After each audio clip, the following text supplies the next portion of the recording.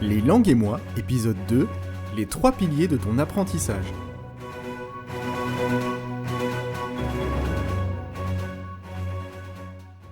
Bienvenue pour ce deuxième podcast Les langues et moi. Aujourd'hui, nous allons nous intéresser aux 3 piliers de ton apprentissage. Ce sont 3 impondérables pour apprendre une langue étrangère, alors n'hésite pas à écouter ce podcast jusqu'au bout. Premier pilier, la motivation. Je vais aller droit au but, la motivation constitue au moins 50% de l'efficacité de ton apprentissage. La bonne nouvelle, c'est que la motivation, ça se travaille. La moins bonne, c'est que c'est la chose la plus difficile à travailler. Alors si on devait dessiner la courbe de la motivation, on aurait d'abord une forte valeur très élevée et qui décroît ensuite au fur et à mesure du temps qui passe.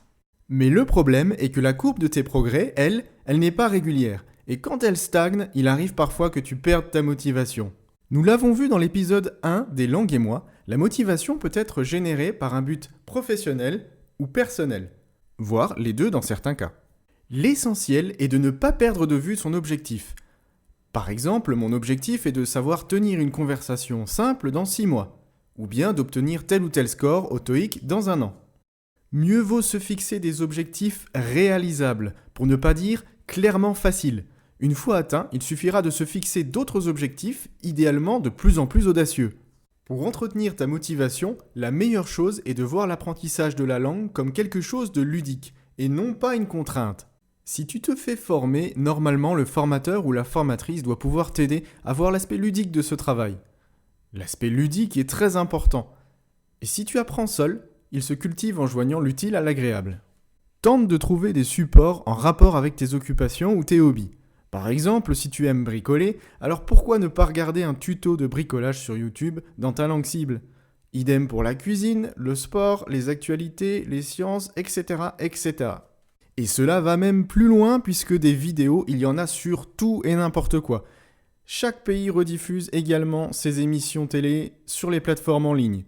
Tu es fan de MasterChef ou de The Voice ? Pourquoi ne pas regarder la version américaine ou la version espagnole si tu étudies l'espagnol ?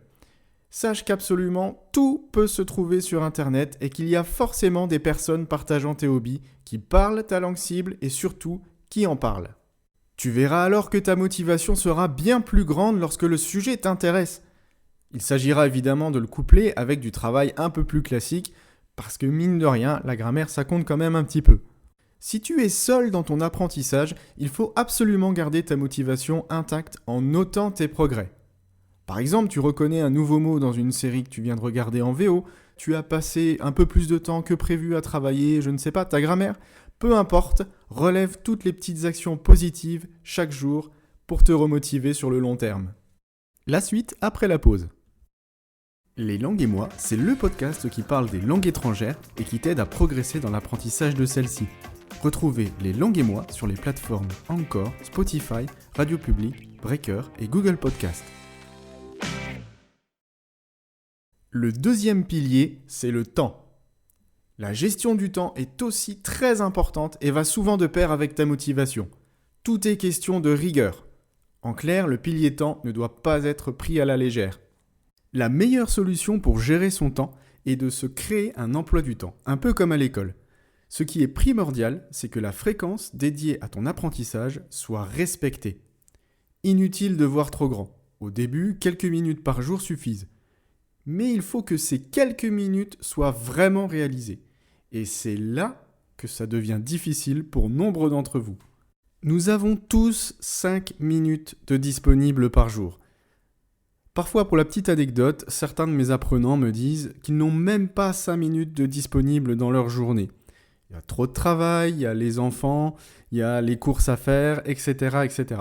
Alors bon, c'est simplement une petite anecdote, mais je leur demande alors si dans cette journée bien chargée, ils vont aux toilettes. Alors ils me disent oui, bah bien sûr. Alors je dis voilà, tu les as tes 5 minutes. Alors ils rigolent effectivement, mais finalement 5 minutes de vidéo YouTube, 5 minutes de fichier audio, 5 minutes de podcast, 5 minutes de relecture d'un point de grammaire, que ce soit fait aux toilettes parce que vous n'avez pas le temps, je rigole, mais on les a, ces 5 minutes. C'est simplement qu'on n'ose pas forcément les bloquer dans un emploi du temps chargé.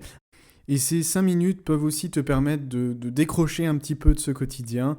Et je vais même te dire que pour quelqu'un qui a des journées très chargées, faire 5 minutes de langue par jour, c'est une très très très bonne chose. Parce que cela te permet justement de décrocher un petit peu. Et 5 minutes, on les a tous.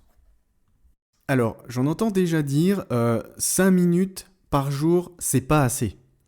Alors, ça me fait doucement rigoler si vous vous êtes dit ça, parce que faites déjà ces 5 minutes par jour. Et ensuite, vous verrez que c'est vraiment, vraiment difficile à garder, ne serait-ce que sur 2 ou 3 semaines.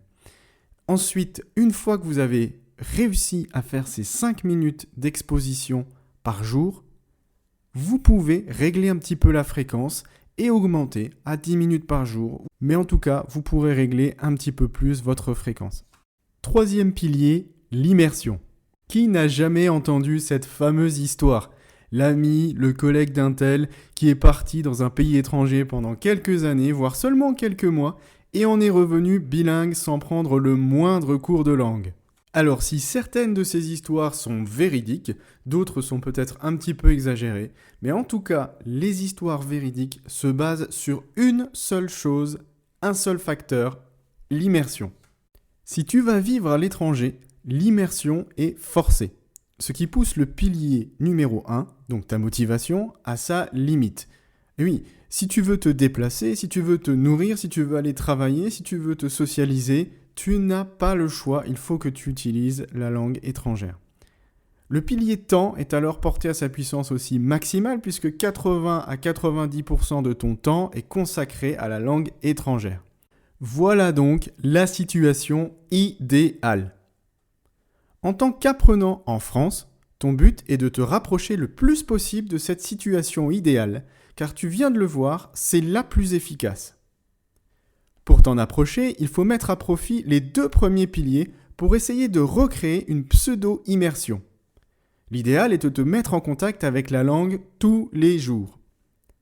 Se mettre en contact avec la langue, cela peut être de bien des façons. Cela veut dire écouter une chanson, travailler un exercice, regarder une vidéo, lire un passage d'un livre, écrire un email ou un SMS à un contact étranger. Peu importe le support, il te faut au moins un contact avec la langue cible par jour. À toi de voir le facteur temps, de le régler à ta convenance, 5 minutes par jour, 10 minutes par jour. Je recommande quelque chose de régulier. 5 minutes par jour, c'est bien meilleur que 30 minutes par semaine ou que 1 heure par semaine, concentré juste sur une seule journée, une matinée. La régularité est vraiment plus efficace. L'idéal, c'est aussi de te lever et de te coucher avec la langue cible. Par exemple, si tu apprends l'anglais, il serait peut-être très très intéressant de te lever avec la radio en anglais et de te coucher en écoutant un podcast en anglais ou simplement en lisant un bouquin en anglais. Tu verras qu'au bout de quelques jours, cette routine te paraîtra à la fois naturelle mais aussi efficace. Apprendre une langue, c'est un petit peu comme apprendre à faire du vélo ou apprendre à conduire par exemple. La première fois que tu as pris le volant, tu ne savais pas conduire du tout. Tu savais pas passer les vitesses, tu savais pas regarder là où il fallait, tu savais pas faire tes contrôles, tu savais pas mettre le clignotant, tu savais absolument rien. Et bien là, c'est pareil. Mais plus tu as refait ces gestes, plus ils sont devenus naturels.